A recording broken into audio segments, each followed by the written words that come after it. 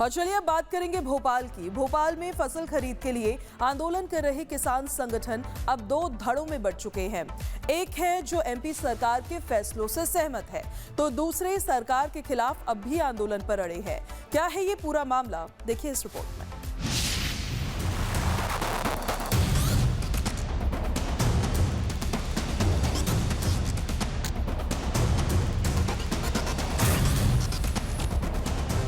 सड़क पर किसान आपस में घमासान, मूंग खरीद के लिए सरकार तैयार, किसानों में आपसी रार।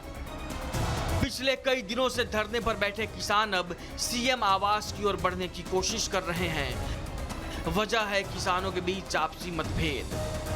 दरअसल किसान एमपी सरकार से मूंग की पूरी फसल एमएसपी पर खरीदने की मांग कर रहे हैं, जबकि भारत सरकार की योजनाओं के तहत एमपी सरकार सिर्फ 25% मूंग ही एमएसपी पर खरीद सकती है।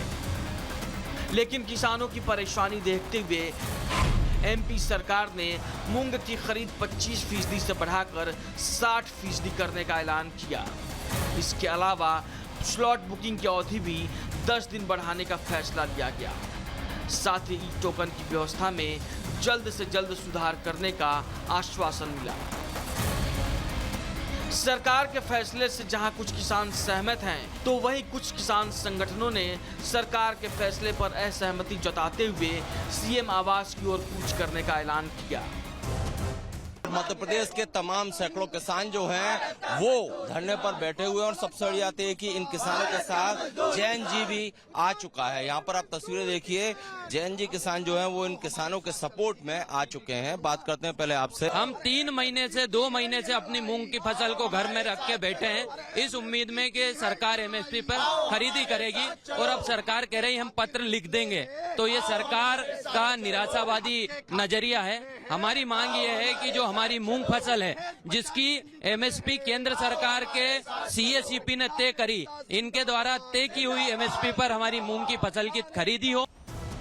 आपसी मतभेद के कारण किसान संगठन अब 2 गुटों में बंट चुके हैं।